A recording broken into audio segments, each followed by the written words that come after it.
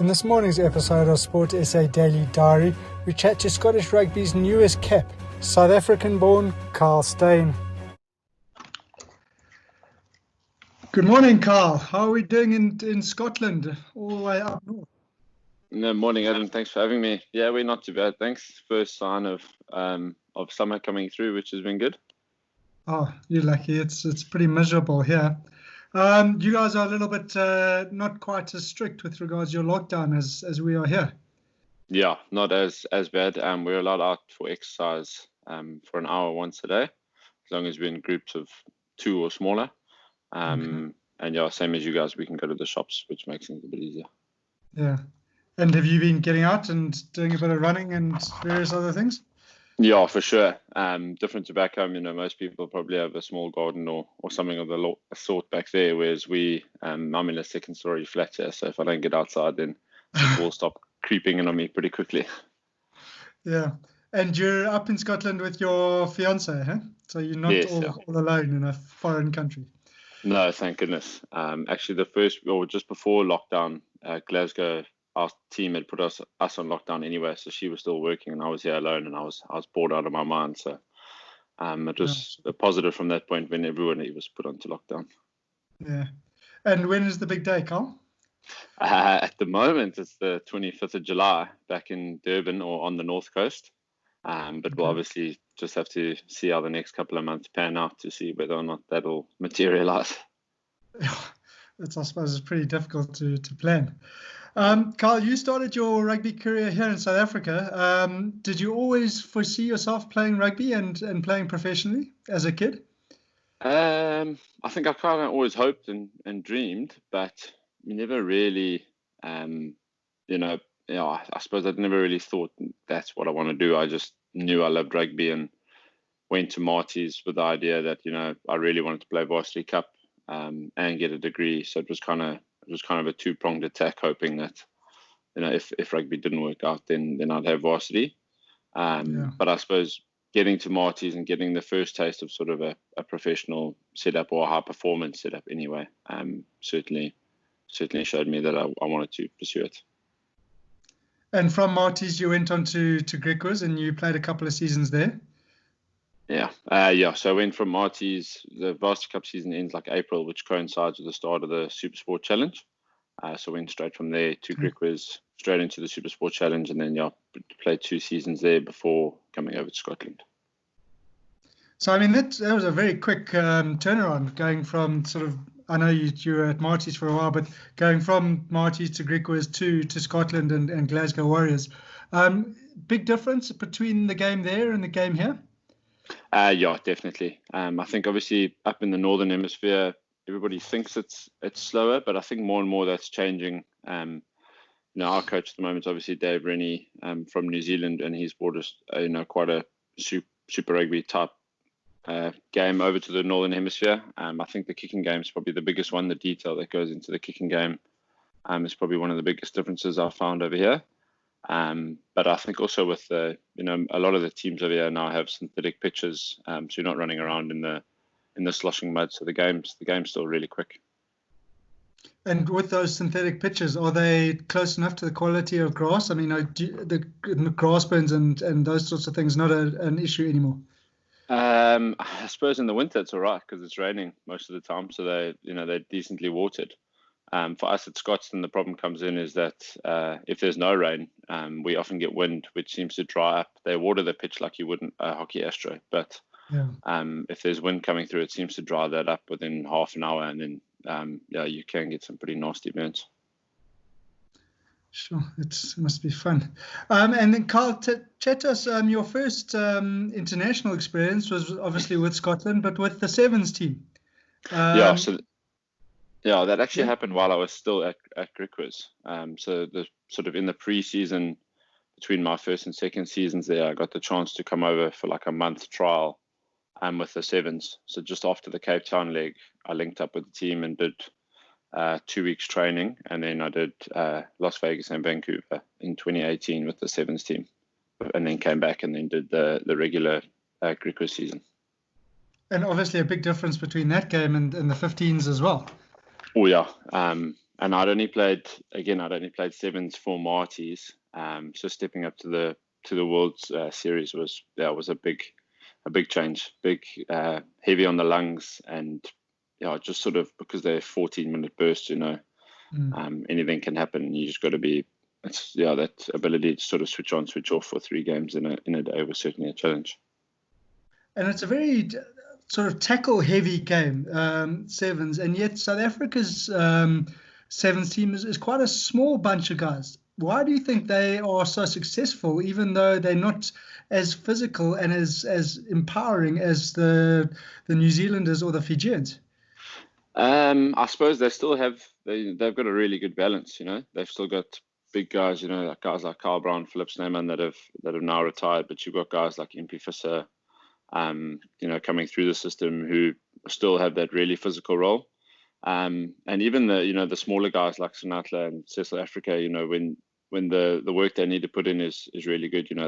South Africa for one are so accurate at the breakdown in sevens, which is massive. If you can't secure your own attacking breakdown, you're not going very far. So I think although they're really small, they're incredibly accurate where they need to be. Yeah. And Carl, you weren't with Glasgow Warriors long before you got your call up to the Scottish 15s national side.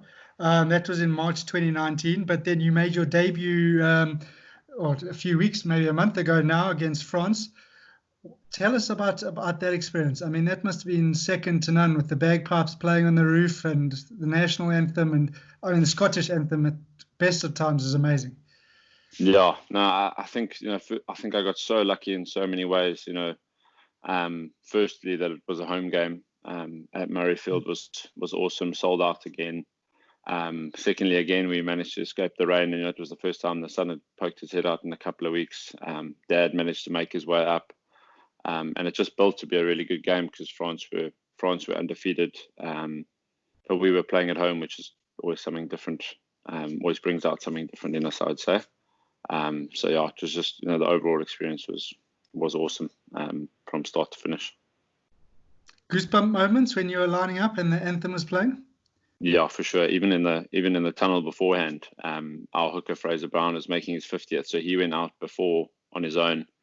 So I heard the stadium erupt as he ran out, and then I was 23, so I was going out last. So I could see the fireworks going up ahead of me on the other side of the field, and yeah, there was goosebumps from then. Yeah, I'm sure. And tell us, what was going through your head when you were stripped and ready to come onto the pitch and into your first cap? I was pretty nervous, to be honest, when you get told, like next stoppage and you're on. But I suppose it's just, the coaches and the teammates were really good in the week. They were just saying, don't change anything. You just got to do what you do. So I suppose in that moment, I was just trying to keep it as simple as I could. Keep myself calm, keep telling myself just enjoy it. And then, once you get your first involvement, then you kind of into the game, then it sort of settles pretty quickly. An amazing result for your first game. Yeah, sure. But yeah, exactly like we said, a really good French side and a really good team performance to get a win at home was good. And I believe that's not the end of your first cap international experience. Then you get called up to the international or the Royal Box. Tell us what happens there. Yeah, so all of those international games have like a formal function afterwards. So ours at home is in the presidential suite, which I must have, I would say, about 500, even north of that, in their suite. So I get presented with my official cap, which is really cool. And then both captains sort of thank one another and the sponsors and whatnot. And then my captain had prepped me early in the week that he was going to get me up to do an a cappella type song in front of everybody, which I suppose is pretty good in the week. It kind of takes, at some stages I was probably more nervous for the song than I was for the game. Every spare moment I had in the room, I was like, trying to sing lyrics under my breath, but not loud enough that my roommate could hear me practicing, but loud enough that I could try to get a gauge of whether or not I was going to make a complete balls up of this. And how did it end up going? I mean, you're a hell of a brave man. I wouldn't do that in public. Oh, well, you can't. I suppose you got it. And the whole you hear. I had to do it on the bus after captains as well. The day before. So you get like a mini warm up into it, but it wasn't too bad. Everybody just said you got to pick a song that gets to the chorus pretty quickly, so that you can get to the chorus, get that out the way, and then just go sit down again.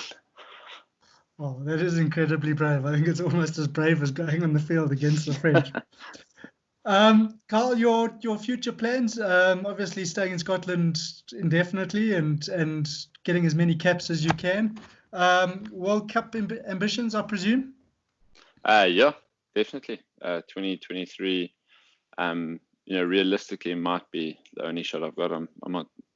I'm 26 now, so I'll be 29, 30 then, and then the next one you never really know. So, but I suppose that's still a long way away. I just was hoping to get another cap. And was in line for Wales as well, but that was postponed unfortunately. So, I suppose just got to try keep racking them up. Got to try get married at some stage. Hopefully, we can find a date that works and just take it from there. Oh, brilliant. Thanks, Carl. And Carl, if you have a message to young South African boys or girls that have ambitions of playing international rugby, what would be your sort of biggest point of encouragement or advice for them to follow a career similar to yours? I would say number one is sounds so cliche, but enjoyment. That's what I've dragged the whole way through for me. And I'd say a good balance. If you want to play professional rugby, don't only focus on rugby so young. I'm really thankful that going through high school, I still did lots of cricket, lots of golf, athletics, all that kind of thing. I didn't specialize too early because otherwise it's you just become professional early, and it's just a really long career and time to be focusing on one sport. So I think balance is really good. Make sure you've got good balance, and I would say get if you can get a degree behind your name, go to university, play varsity cup. It's the best launching platform we've got at the moment. So I'd say follow that route. Oh, brilliant. Thank you. Well, Kyle, it's been great chatting to you today on Sport SA Daily Diary. Thanks for joining us all the way from the soggy island, and keep yourself safe out there. Yeah, same to you, Adam. Thanks very much for having me, and look forward to following the podcast. Don't forget to listen in to Sport SA Daily Diary tomorrow. We will be chatting to Banyana captain Janine van Wyk.